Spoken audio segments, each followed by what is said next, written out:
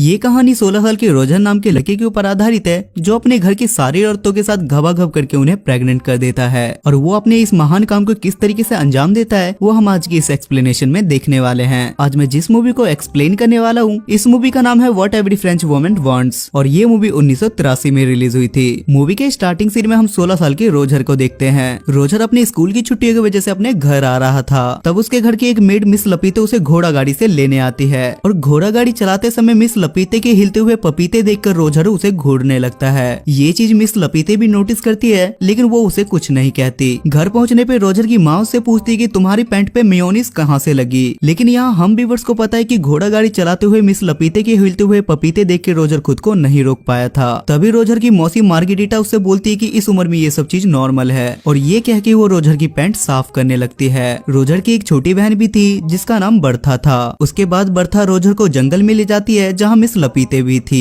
तभी लपीते रोजर के सामने ही साइड में जाके हल्की होने लगती है और ये देखकर रोजर की आंखें बाहर आ जाती है। उसके बाद रोजर को किसी की चिल्लाने की आवाजें सुनाई देती है और जब रोजर वहाँ पे देखने के लिए जाता है तो वहाँ उसे उसी के घर की एक मेड उर्सिला किसी और के साथ जंगल में मंगल करती हुई दिखाई देती है। जिसके बाद रोजर वहाँ से भाग जाता है क्योंकि उसे लगता है कि वो एक गलत दुनिया में आ गया है। उसके बाद सीन स्विच होता है और हम पूरी फैमिली को एक साथ खाना खाते हुए देखते हैं जहाँ हम व्यूअर्स को पता चलता है कि रोजर की माँ काफी ज्यादा स्ट्रिक्ट है। शाम को रोजर जब सोने की कोशिश कर रहा था तो उसे बाहर से कुछ आवाजें सुनाई देती है और जब वो कमरे से बाहर आता है तो वो देखता है कि एक नौकरानी घोड़ी बन के खड़ी है और कोई उसके पीछे से बजा रहा है। ये देखने के बाद रोजर की फटके चार हो जाती है और रोजर वापस सोने के लिए चला जाता है और बिस्तर में उसकी छोटी बहन बर्था छुपी हुई थी। तब बर्था उसे बताती है कि मिस लपीते ने मुझे बताया कि हमारी मासी मार्गेरिटा अभी भी वर्जिन है। जिस पर रोजर उसे पूछता है कि वो अभी तक वर्जिन क्यों है। जिस पे बर्था उसे बताती है कि उन्हें मर्दों से डर लगता है और इसलिए उन्होंने अभी तक शादी नहीं की है। तभी वहाँ अचानक से नैनी केट आ जाती है और केट का काम बर्था का देखभाल करना था। बर्था के वहाँ से जाने के बाद केट रोजर का ब्लैंकेट हटाती है जिस पर रोजर अचानक से डर जाता है क्योंकि रोजर का पप्पू खड़ा हो गया था और उसे देखने के बाद केट भी उससे थोड़े बहुत मजे ले लेती है। अगले दिन बर्था रोजर को एक नदी के किनारे ले जाती है जहाँ उसके घर की सारी मेड नहाते नहाते एक दूसरे से अपना सीक्रेट शेयर कर रही थी। बर्था और रोजर अपने घर के 4 मेड को छुपके से देख रहे होते हैं। तभी नदी के किनारे के पास 3 नमूने आ जाते हैं और ये तीनों भी रोजर के घर में काम किया करते थे और वो तीनों अपना पप्पू बाहर निकल के उन मेड्स के सामने ही हल्के होने लगते हैं और वो अपना स्पाइडरमैन उन मेड्स को दिखाने लगता है। तभी उर्सुला बोलती है कि तू शेर तो मैं सवा शेर हूँ और उर्सुला उन तीनों को अपना पिछवाड़ा दिखाने लगती है और उसके पिछवाड़े के दर्शन बर्था और रोजर पेड़ के पीछे छुपके से कर रहे होते हैं। अगले सीन में रोजर की बड़ी बहन एलिसा अपने पापा के साथ आती है और सब लोग उसका वेलकम करते हैं। एलिसा आते ही सब लोगों से गले मिलती है लेकिन जब रोजर की बारी आती है तो वो उसे फोरहेड किस करके वहाँ से चली जाती है जिस पर रोजर सोचता है कि मेरे अंदर कांटे लगे थे क्या। तभी बर्था रोजर को एक चर्च में ले जाती है जहाँ दोनों छत पर छिप जाते हैं। तभी वहाँ मार्गेरिटा आती है और वो चर्च के पादरी से अपनी सारी बातें बताने लगती है और वो पादरी से बोलती है कि जब से रोजर यहाँ आया है तब से हर रोज मैं सपने में उसके साथ धक्का पेल करती हूँ और ये सारी बातें रोजर भी सुन रहा था। ये सुनने के बाद रोजर बहुत ज्यादा खुश होता है और बहुत ज्यादा एक्साइटेड हो जाता है जिसके बाद वो पादरी के जस्ट बगल में गिर जाता है और पादरी इन दोनों को रोजर की माँ के पास ले जाता है जिस पर रोजर की माँ पादरी से बोलती है कि आप ही बताओ कि मैं इन दोनों के साथ क्या करूँ। जिस पर पादरी उसे बताता है कि तुम रोजर के पिछवाड़े पे मार मार के उसके बंदर के पिछवाड़े की तरह लाल कर दो तभी इसे समझ आएगा और ये काम मार्गेरिटा अपने शुद्ध हाथों से करेगी तो इसे ज्यादा मजा आएगा। तब रोजर की माँ मार्गेरिटा से बोलती है कि तुम एक हंटर लो और शुरू हो जाओ। पहले तो मार्गेरिटा ये करने से मना करती है लेकिन रोजर की माँ के फोर्स करने के बाद वो ऐसा करने लगती है और वो रोजर के पिछवाड़े पे हंटर मार मार के उसे बंदर के पिछवाड़े की तरह लाल कर देती है। रात को सोते समय रोजर को फिर से बाहर से किसी की आवाजें सुनाई देती है और जब वो अपने कमरे से बाहर निकलता है तो वो देखता है कि उसकी मेड हेलन किसी से ठुकवा रही थी और आज भी उसे बस हेलन ही दिखती है, उसके पीछे वाला बंदा बिल्कुल भी नहीं दिखता। लेकिन इस बार रोजर अकेले इस नजारे का मजा नहीं ले रहा था बल्कि मिस्टर फ्रैंक भी ये सब कुछ देख रहे थे। तभी वहाँ अचानक से रोजर के पास उर्सुला आती है और वो उसे बोलती है कि आओ मैं तुम्हारे पिछवाड़े में मूव लगा दूं। इतना मार खाने के बाद दर्द भी तो बहुत ज्यादा हो रहा होगा जिस पर रोजर उसे ऐसा करने से मना कर देता है। उसके बाद रोजर उसे पूछता है कि हर रात हेलन को कोई पीछे से बजाता है, क्या तुम्हें पता है कि वो बंदा कौन है। जिस पर वो रोजर से बोलती है कि ये हम मेड का टॉप सीक्रेट है। तब रोजर को ख्याल आता है कि उसने अकेले इस शो को नहीं देखा था बल्कि मिस्टर फ्रैंक भी इस शो को एंजॉय कर रहे थे।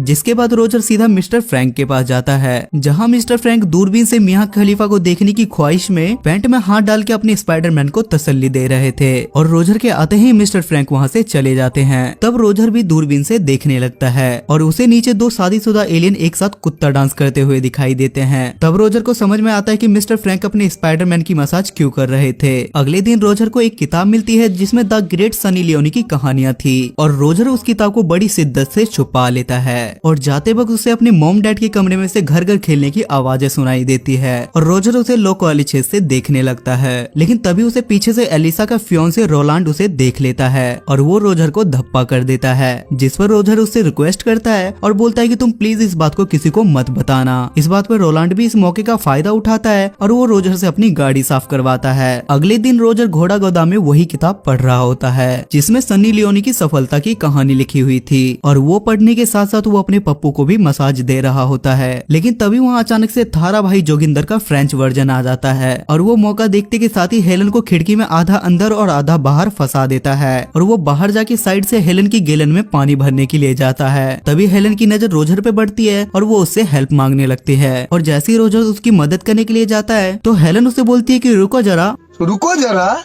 सबर करो और गैलन में पानी भरने दो। तभी रोजर बाहर निकल के देखने के लिए जाता है कि हेलन की गैलन में पानी कौन भर रहा है, लेकिन तब तक जोगिंदर भाई अपना काम कर चुके थे। अगले सीन में रोजर अपनी फैमिली के साथ बैठा था जहां रोलांड रोजर को अपनी जूते साफ करने के लिए बोलता है, लेकिन रोजर काम करने से सीधा मना कर देता है। तभी रोलांड अपनी औकात दिखाता है और वो रोजर की माँ को उसकी सारी सच्चाई बता देता है, जिस पर रोजर की माँ बोलती है कि मेरी दोनों बेटियां ठीक हैं, लेकिन पता नहीं मैंने इस इमरान हाशमी को जन्म कैसे दे दिया। जिसके बाद रोजर अपनी सनी लियोनी वाली किताब को अपनी बहन की किताब से बदल देता है और वो वहाँ से छुप के देखता है कि वो इस किताब को पढ़ेगी या नहीं। उसके बाद एलिसा उस किताब को पढ़ के ऐसा रिएक्ट करती है जैसे उसे धरती पे स्वर्ग मिल गया हो। उसके बाद रोजर किचन में जाता है जहाँ उर्सुला होती है और वो मौका देख के उर्सुला को वहीं घोड़ी बनाने लगता है, लेकिन तभी वहाँ अचानक से एक दूसरी मेड आ जाती है और रोजर वहाँ छुप जाता है। जिसके बाद रोजर सोचता है कि मेरी ही किस्मत में एल लगे हुए हैं। तभी उसके दिमाग की बत्ती जलती है और वो मिस लपीते के पीछे उसके पपीते दबाने के लिए जाता है, जिस पर मिस लपीते उससे पहले मना करती है कि ऐसा मत करो। लेकिन थोड़ी देर के बाद मिस लपीते उससे बोलती है कि रोजर मेरे बच्चे जितना बजाना है तुम बजाओ। लेकिन वहाँ रोजर की नोबिता वाली किस्मत चमक जाती है और बाहर कोई जर्मनी और फ्रांस के बीच में जंग का ऐलान कर देता है और सबको पता चलता है कि जर्मनी ने फ्रांस से जंग का ऐलान कर दिया है। अगले दिन सब लोग युद्ध में जाने की खुशी मना रहे होते हैं, लेकिन रोजर की हालत ऐसी होती है जैसे उसने ढिंडोरा की लॉटरी जीत ली हो। लेकिन फ्रांस में एक नियम था कि वार में जाने से पहले वो सब लोग अपनी बीवी को टीवी के सामने घोड़ी बनाएंगे। जिसके बाद रात में सब लोग अपनी बीवी को जंगल में ले जाके उसकी बजाने लगते हैं, जिस पर रोजर सोचता है कि ये बस आज रात की चांदनी है और इसके बाद तो इनकी पिक्चर मैं ही बनाऊंगा। सबके युद्ध में जाने के बाद सारी लेडीज अकेली थी और रोजर सबसे पहले उर्सुला के पास जाता है जहाँ वो उसे ले दे के घोड़ी बना ही देता है और वो उर्सुला से ये भी बोलता है कि मुझे तुमसे प्यार हो गया है। जिस पर उर्सुला बोलती है कि सारे लड़के पहली बार चरम सुख का आनंद लेने के बाद यही बोलते हैं। अगले सीन में बर्था रोजर से बोलती है कि पादरी माँ से मिलने के लिए आए हुए हैं, जिसके बाद ये दोनों भाई बहन चुपके से उन दोनों की बातें सुनने लगते हैं। जिस पर रोजर की माँ पादरी से बोलती है कि मेरा पति मेरी कभी घोड़ी बना के लेता है तो कभी डॉगी बना के लेता है, इससे कोई पाप तो नहीं। जिस पर पादरी बोलता है कि नहीं, वो तुम्हारा पति है,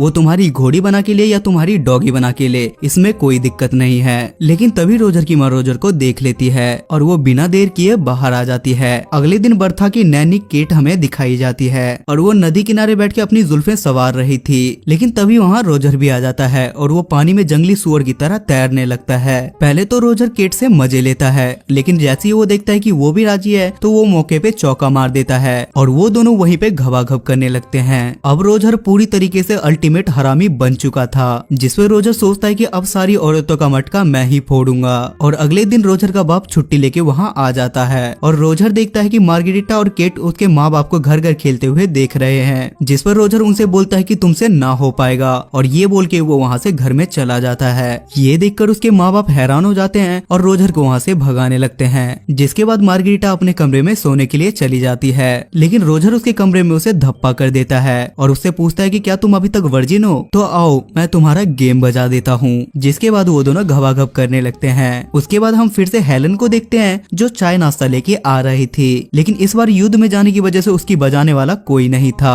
तभी वो रोजर के कमरे में जाती है और और रोजर उसे पीछे से पकड़ लेता है और वो उसे घोड़ी बना देता है। अगले दिन रोजर एलिसा के पास जाता है जहाँ वो घोड़ों को घास खिला रही थी, जिस पर रोजर उसे बोलता है कि आज मैं तेरी भी पिक्चर बनाऊंगा। पहले तो एलिसा उसे ऐसा करने से मना करती है, लेकिन थोड़ी देर बाद बोलती कि हाँ मेरी पिक्चर बनाओ और हाँ पिक्चर में मुझे घोड़ी का रोल देना, जिसके बाद रोजर उसे भी घोड़ी बना देता है। अब रोजर सारी औरतों के बीच पॉपुलर हो गया था और सारी औरतें बारी बारी उसके पास काम 25 करवाने के लिए आती थी। दिन बीतते जाते हैं और ये सिलसिला चलता रहता है। एक दिन एलिसा रोजर से बोलती है कि मैं प्रेग्नेंट हूँ। तभी रोजर देखता है कि रोलांड भी वापस आ गया है क्योंकि अब युद्ध खत्म हो चुका था। उर्सिला और मार्गरीटा भी उसे बोलती है कि मैं भी प्रेग्नेंट हूँ और ये सुनने के बाद रोजर के पैरों तले जमीन खिसक जाती है क्योंकि अगर उसके मॉम डैड को ये बात पता चली तो उसके मॉम डैड उसे नंगा करके सारी जगह घुमाएंगे। तभी रोजर उर्सुला से बोलता है कि एक नेल पॉलिश लेके आओ और वो उस नेल पॉलिश को एलिसा के बेड पे लगा देता है और बोलता है कि तुम कुछ भी करके रोलांड के साथ घबाघब कर लेना, जिससे रोलांड को लगे कि एलिसा अभी भी वर्जिन है। उसके बाद वो अपनी मासी से बोलता है कि आप फ्रैंक से शादी कर लो, वो आपको बहुत ज्यादा पसंद करता है और ये सुनने के बाद वो दोनों शादी के लिए मान जाते हैं। उसके बाद रोजर उर्सुला के पास जाता है और उसे शादी के लिए प्रपोज करता है, लेकिन उर्सुला उसे मना कर देती है क्योंकि वो पहले से किसी और को पसंद करती थी।